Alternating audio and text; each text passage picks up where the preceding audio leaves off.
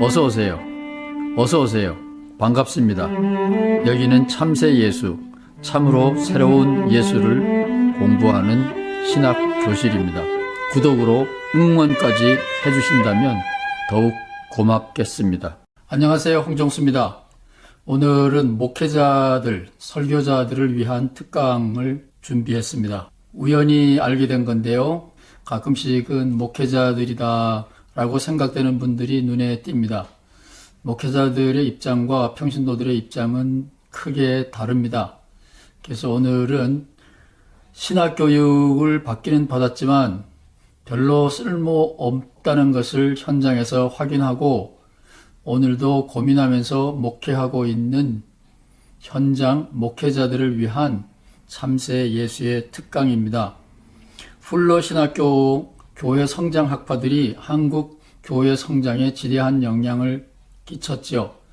제가 미국에 와 있으면서 풀러 신학교의 성장 학파들의 중요한 책을 다 읽었습니다. 따라서 한국 교회가 어떻게 돌아가는지 이론적으로도 이해할 수 있습니다. 그들에게서 배워야 될 게 있고 참새의 생각이 그들과 다른 점도 있습니다. 잠깐 생각해 보려고 합니다. 지난 시간에 중요한 얘기를 했습니다. 신학교는 위에서 하늘나라에서 신선 노름하고 있어요. 이 밑에는 우리들의 현실 세상입니다. 신선들이 이 현실 세상에 내려오고 싶어도 긴 장화가 없기 때문에 못 내려온다. 이렇게 말씀을 드렸죠. 이것은 굉장히 중요한 닥터 스트랭의 가르침이고 솔직한 고백입니다. 따라서 신학교에 안 나온 사람들이 목회를 더 잘하는 것은 이상한 일이 아닙니다. 바둑을 잘 두는 사람이 진흙탕 씨름도 잘할 수 있나요? 그 말 같지도 않는 질문을 하냐? 예, 바로 그것이 현실입니다. 바둑을 잘 두는 사람이 진흙탕에 들어가서 씨름을 잘할 리가 없지요.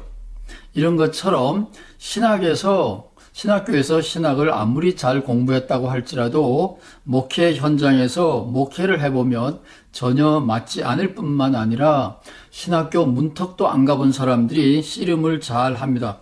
바둑은 바자도 모르는 사람이 씨름을 잘 하는 것과 꼭 같은 이치이지요.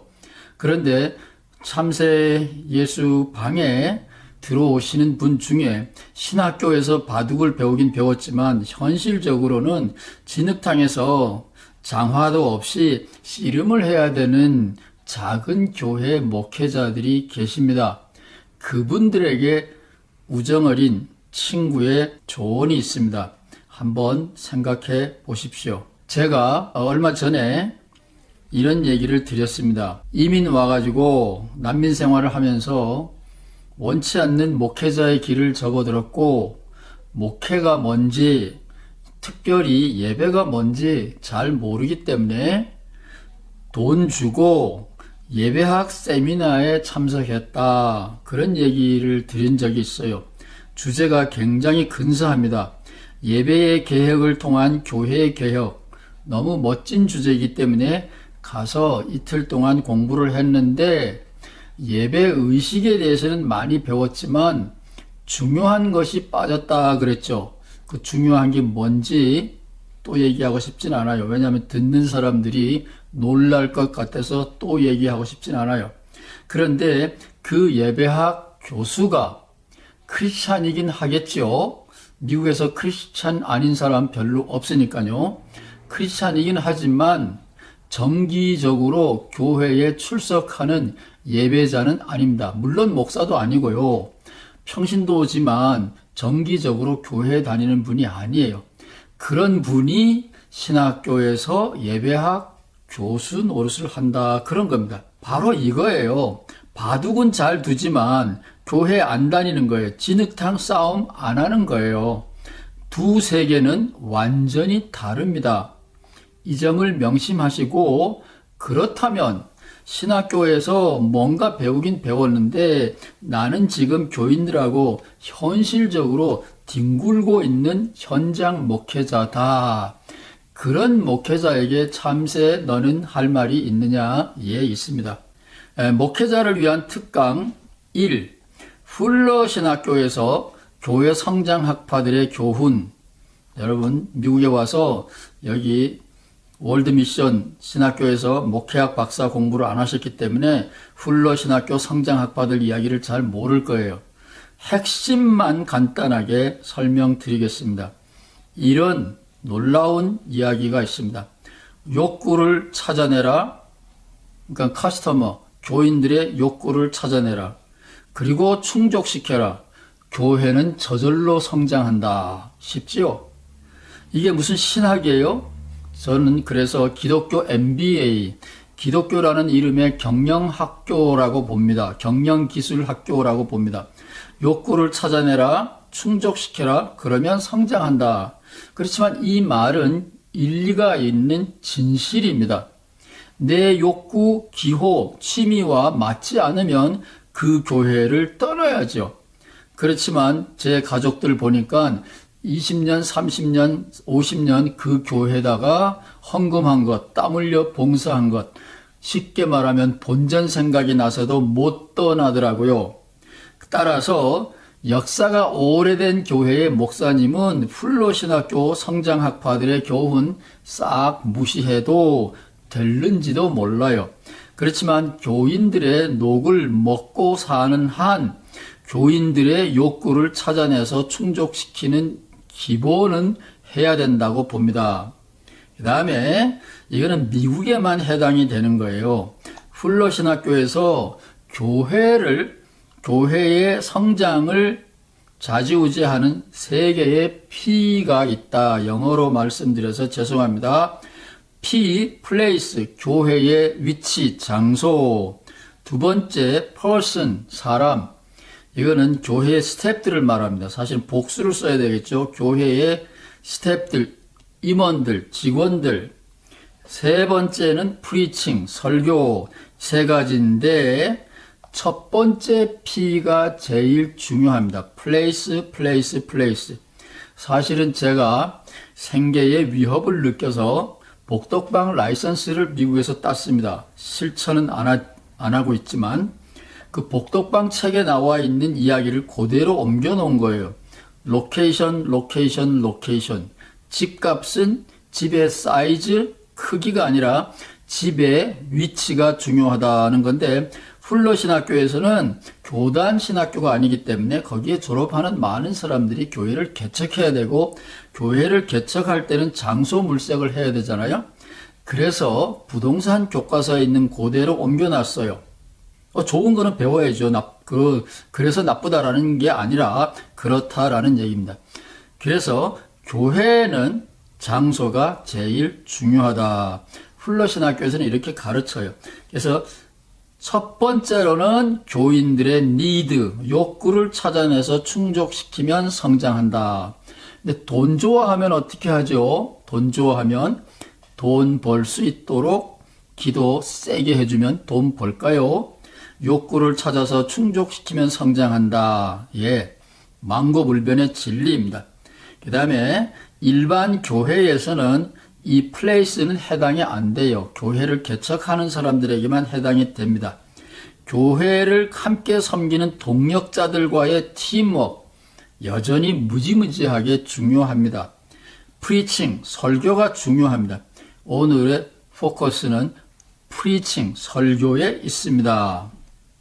저의 생각은 이 풀러신학교의 입장이 옳기는 한데 그거는 기독교적인 생각은 아니다 그런 거예요. 그렇지만 배울 건 배워야 되잖아요. 내가 목사인 한 우리 교인들의 욕구를 알아야 된다. 성경 말씀만 알면 되는 게 아니라 교인들이 지금 어떤 형편에 있는지 무엇을 기뻐하는지 무엇을 아파하는지 교인들 하나하나의 희로애락을 알아야 된다. 이거는 정답입니다. 목사님들이 자기 교인들 하나하나의 희로애락을 알고 있어야 한다. 이거는 풀러신학교가 100번 옳은 지적입니다. 정답입니다. 그런데 어떻게 알아차리느냐? 신방은 그래서 필요한 거죠. 신방 감사 헌금 거두기 위해서 연례적으로 하는 것 말고 교인들 찾아가서 형편도 보고 대화도 해야 됩니다. 정신과 의사가 하는 것 보니까요, 신방 가게 되면 앉는 자세, 위치, 누가 누구를 보고 앉느냐, 이런 눈빛, 손짓, 앉는 자세, 위치, 이런 거 다 보더라고요. 신방 가면 가족들이 어떻게 둘러앉는지, 대화를 어떻게 하는지, 표정은 어떠는지, 이런 거 봐야 돼요. 욕구를 알기 위하여서도 신방은 필요합니다. 요즘은 카톡이나 전화로 혹은 찻집에서 대화할 수 있습니다. 그런데 제가 한국에서는 목회를 안 해봤는데 미국에 와서 목회를 하다 보니까 욕구를 알아차리는 특효약은 도둑질하는 거예요. 교인들을 훔쳐봐야지 교인들하고 대화해가지고는 교인들의 그 깊은 속을 알 수가 없어요. 이 훔쳐보기가 뭐냐? 교인들끼리 혹은 가족끼리 언제 깔깔깔대고 웃는지, 언제 시무룩해지는지 그걸 훔쳐봐야 돼요. 그냥은 점잖게 신방하고 대화해가지고는 목사님들이 교인들을 알아차릴 수가 없어요. 제가 한국에서 오랫동안 부목 생활을 했는데 부목은 목사가 아니잖아요. 교인들은 부목한테는 온갖 얘기를 다 하죠. 그러다가 저기 담임 목사가 오면 야, 저 목사 온다, 목사 온다, 담임자 온다, 담임자 온다. 그리고 이야기 주제를 바꾸어요. 제가 그런 거를 많이 봤습니다. 따라서 정면 돌파해서는 목사님들은 교인들의 욕구를 절대로 알아차릴 수 없습니다. 교인들의 희로애락, 희망과 고통과 슬픔과 기쁨과 분노, 이런 것을 훔쳐봐야 돼요. 그리고 그 사람들의 욕구를 충족시켜라가 이게 플러신 학교인데, 충족시키면 내가 무슨 위안부예요? 예, 많은 경우에 이민 목회자들은 내 직업은 위안부구나. 저 사람들의 욕구를 들어주고 팁 받는 위안부구나. 그런 슬픈 생각을 많이 하게 됩니다. 특별히 훌러신학교의 교훈처럼 욕구를 충족시키는 일을 계속하다 보면 나는 위안부다. 그런 생각을 많이 하게 되는데 참새 예수는 분명히 말합니다. 욕구를 찾아서 대화를 시도하는 것, 시작하는 것은 좋은데 욕구를 승화시켜라 이거예요. 돈을 원하는 사람 제일 많죠. 출세를 원하는 사람 너무너무 많죠. 인기는 요즘은 곧 돈이기 때문에 인기를 찾는 사람도 많이 있습니다. 일단은 욕구를 알아야 되지만 욕구를 충족시켜라. 그거는 목회자의 길이 아닙니다. 그 욕구가 예수님의 삶의 길, 예수님의 삶의 지혜와 만나서 욕구를 승화시키는 것이 목사님의 당당한 자부심이고 사명이라고 저는 확신합니다. 자매님, 형제님, 지금 여기에 있습니다. 이리로 가고 싶죠? 예수님은 이렇게 말씀하십니다. 성경 말씀이 여기에 있습니다. 이 길로 가면 자매님, 형제님이 원하는 이 길보다 이렇게 더 좋은 결과를 얻을 수 있습니다. 아멘. 이게 목사가 해야 되는 일이에요. 신학교에서 배운 약간의 지식이 그때는 써먹을 수 있을는지 모릅니다. 예수님의 삶의 길과 비전이 인간들의 세속적인 욕구보다는 한 차원 위라고 저는 목에 힘주어 강조합니다. 확신합니다. 최근에는 사회학자들, 심리학자들이 많이 연구를 했는데 뜻밖에도 세상 행복론과 예수님의 행복론이 비슷하게 맞아떨어지고 있어요. 지금 열심히 참새 유튜브를 하고 있는 거는 조금 있으면 학교에 정규 강의를 올려야 되기 때문에 그것을 준비해야 되는데 시간과 노력이 많이 필요해요. 그래서 우선 짧게 할 수 있는 참새 신학교실의 유튜브를 빨리 진행하고 있는 겁니다. 훌러신학교 교훈, 욕구를 알아야 된다. 참새 신학교실의 가르침. 욕구를 충족시키면 나는 위안부밖에 안 되고 욕구는 충족되지도 않는다. 나는 예수님의 제자이기 때문에 더 좋은 길을 안내해야 한다. 목사님들 아멘 하시기 바랍니다. 그러려면 설교, 플러신학교가 그랬죠. 설교를 잘해야 된다. 주제 중심의 설교를 해야 된다. 이 말은 한국에서는 지금 강해 설교가 유행이에요. 특별히 장로교회에서는 그렇다 그럽니다. 아닙니다.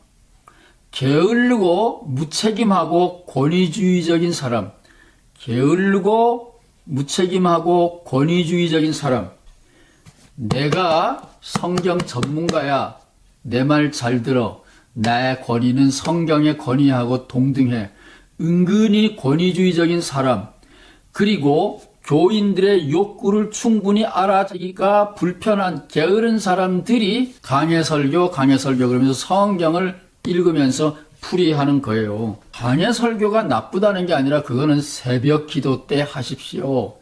제가 어렸을 때 고등학생 때 새벽 기도 거의 빠지지 않고 나갔는데 그때는 기독교를 잘 모르니까 새벽 기도에 나가서 강해 설교를 들을 때 너무 은혜가 되더라고요. 그러나 주일날은 강해 설교해가지고는 흘러신학교에서 말하는 대로 이 욕구를 찾아내는 일 절대로 못하죠. 따라서 내가 지난달 만난 특정 교인의 특정 아픔, 그 교인의 특정 희망을 생각하면서 그거를 중심으로 설교를 하시는 거예요. 주제 중심의 설교를 하셔야 됩니다. 모든 교인들을 생각하고 주제 중심의 설교를 하는 게 아니라 특별한 한 사람을 염두에 두고 설교를 준비하셔야 돼요. 이거는 독일의 전문적인 실천신학 교수는 아니지만 헬무트 틸리케라고 하는 윤리학자가 독일에서 1000명 교인이면 어마어마하게 큰 거예요. 1000명의 교인을 두고 목회하다가 세상을 떠났습니다. 그 헬무트 틸리케의 한 데서 저는 설교학을 배웠어요. 혼자서 책으로 배웠습니다. 설교를 준비할 때 구체적인 한 사람을 염두에 두고 그 자매, 그 형제에게 주는 설교를 준비하면 다른 교인들도 은혜를 받는다. 그런 거예요. 따라서 성경을 풀이하는 강해 설교 아닙니다. 그 특정 교인에게 희망을 주는, 특정 교인에게 위로를 주는 주제 중심의 설교를 하십시오. 구체적인 한 사람에게 주는 설교를 준비하십시오. 그 다음에 여러분에게 드리는 저의 조언은, 이거는 루터란 신학교, 개신교는 루터에게서 시작됐잖아요. 루터란 신학교에서는 뭘 가르치는지 아세요?